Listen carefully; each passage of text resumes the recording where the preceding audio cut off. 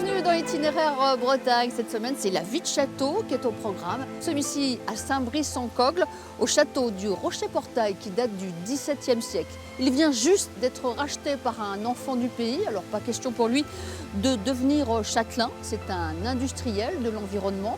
Il est passionné par l'histoire de France et ce château, justement, lui permet de remonter le temps.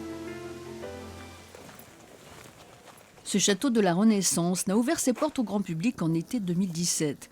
Le guide du jour, Manuel Roussel, le nouveau propriétaire. Aussi incroyable que cela puisse paraître, le château et son mobilier ont traversé 400 ans sans dommage. C'est un véritable musée sur l'histoire de France. Première chose, c'est cette table qui est exceptionnelle, vous voyez, qui est blasonnée. C'est une des premières tables sédentaires en France, donc milieu XVIIe siècle, d'accord, parce qu'avant avant cette époque, eh bien, on disait dresser la table, c'était un plateau sur des tréteaux qu'on enlevait facilement parce que justement, une pièce pouvait avoir multifonction. Alors, toutes les pièces du château ont des tapisseries. Au XVIe siècle, elles étaient tendues.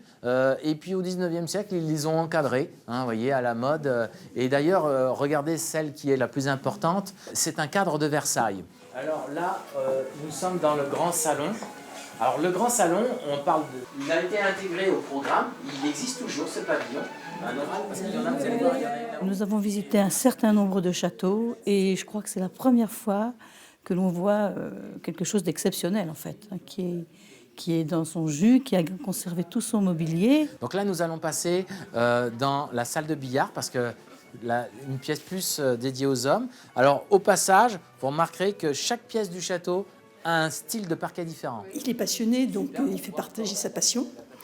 Donc il communique très bien là-dessus et on se prend au jeu forcément. Moi, je trouve ça fabuleux de voir des personnes comme ça qui ont le courage et le mérite, si vous voulez, d'entretenir ses propriétés et puis de s'investir, c'est surtout ça. Je le fais pas, vous voyez, je le fais vraiment par plaisir de partager. Parce que, voilà, moi, je suis. Mais juste avant de terminer la visite, la question subsidiaire. Il est à vous. Oui. Comment avez-vous pu financer? Alors. Non, pas du tout. Non, j'ai travaillé très dur, effectivement, et j'ai la chance. Donc, j'ai créé ma première entreprise quand j'étais encore étudiant en école d'ingénieur. Vous voyez, j'ai emprunté pour faire mes études d'ingénieur. Et puis, ben voilà, j'ai créé ma première entreprise dans l'environnement il y a 18 ans. L'Erika est arrivé par ici, le Prestige. Donc, on a eu c'est nous qui avons été réquisitionnés par l'État pour faire ces chantiers de dépollution qui nous a propulsés, voilà, dans un monde industriel. Et aujourd'hui, je suis avec 3 associés à la tête d'un groupe industriel qui me permet de financer, mais j'ai quand même fait un emprunt. C'est une vraie entreprise, en fait. Les travaux de restauration se succèdent dans ce château classé monument historique.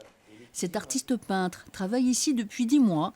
Elle imagine encore 200 heures de travail pour terminer la restauration des peintures anciennes de la chapelle.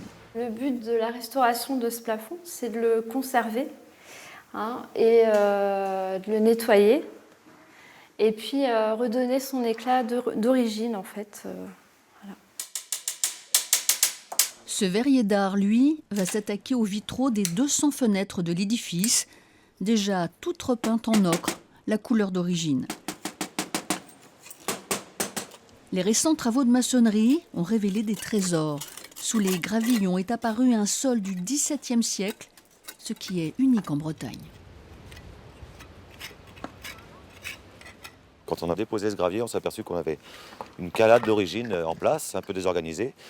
Donc on a tout déposé, on a fait un relevé topographique pour bien respecter tous les niveaux d'origine. Et puis on a nettoyé toutes les pierres, criblé, nettoyé, refait les fonds de forme, reposé à l'identique et puis renfermé l'ensemble d'un coulis de chaux qu'on a lavé. Et on obtient la cour d'origine. Donc c'est quand même quelque chose d'exceptionnel. Pour financer l'entretien et la restauration de ce patrimoine, les visites sont essentielles. Alors le château joue sur une carte de visite. Être le Downton Abbey français, en référence à cette série anglaise à succès qui évoque la vie au XIXe siècle et les relations entre aristocrates et serviteurs.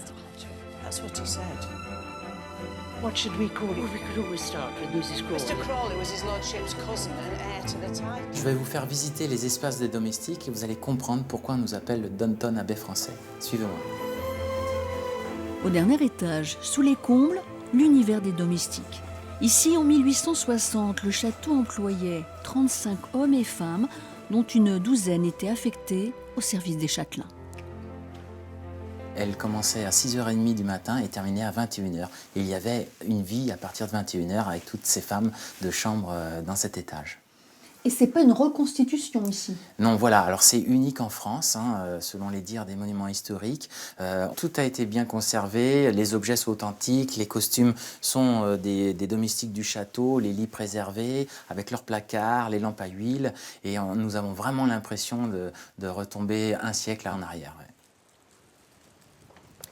Alors j'imagine que vous avez encore beaucoup de projets pour ce château? Oui, beaucoup de projets.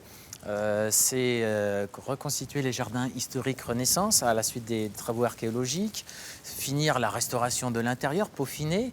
Et puis, ma volonté, c'est vraiment d'animer ce château, créer un grand spectacle vivant d'été avec des costumes. Style Puy du Fou?